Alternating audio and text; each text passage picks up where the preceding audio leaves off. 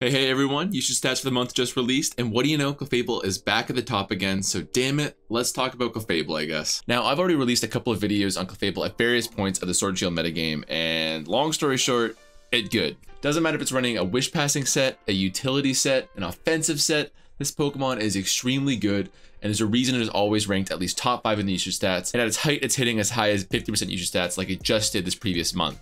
And every time we see these usage stats, we see widespread panic about how overpowered Clefable is and how it's strangling the metagame. And this actually rubs me the wrong way, and that's what we're going to be talking about today in today's discussion video. But before we get into the meat of it, let's dive into the past for a second, about a week ago to be exact, when I messaged Finchinator, the current overused tier leader, about bans and Pokemon and stuff like that. Because you see, I've been working on this video on the side now for a little while about what makes a Pokemon ban worthy. And while I think that we all agree that some Pokemon that are too strong or are too over centralized should be banned, I asked someone to think about Pokemon with high utility and high usage stats, similar to Clefable, of course.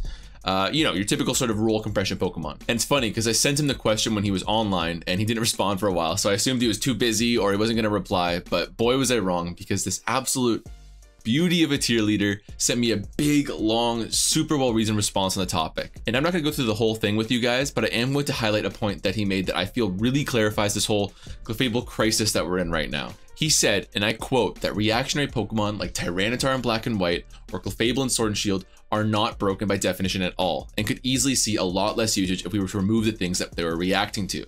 To this I say, we should look more at the instigators in the Pokemon that they prompt usage of. Of course, this is a fantastic point. We should not be looking at Clefable's high usage stats and blame it for being overpowered. We should look at it and start talking about how restricting Toxapex and Urshifu are on the metagame right now instead. Right now, Clefable is one of the best answers we have for these extremely controlling Pokemon. So look at Clefable's high usage stats and say she's ruining the metagame. It's like blaming a rat catcher for the plague.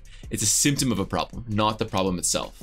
For the sake of argument, let's look at similar Pokemon from previous generations. In Generation 7 this month, Landorus Therian also hit 50% usage. And I might be walking to hot water with this point because I know Landorus Therian is an unpopular Pokemon too, but hear me out for a second. Landorus is one of the greatest rule compressors in the history of Pokemon, in my opinion. If you just look at one common set, its Scarf set, you get a very strong Scarfer, you get an electric immunity, you get a ground type immunity, you get a physical tank, and you get a defogger. In Generation 7, just about every team I run is going to need something to fill all 5 of those roles. Those are essential roles that you can't really live without in a lot of teams.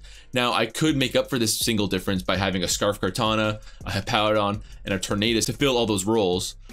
Or I could just use one Landorus to do all of that and use the rest of my slots to make a really cool and really unique team. Same goes for Generation 5 in Black and White. In that generation, I really would like a Pokemon that's a Dark type Pursuit user, and I'm probably gonna need a special tank, definitely need a Stealth Rocker, and it's such a big weather generation that I'm gonna need a weather setter too.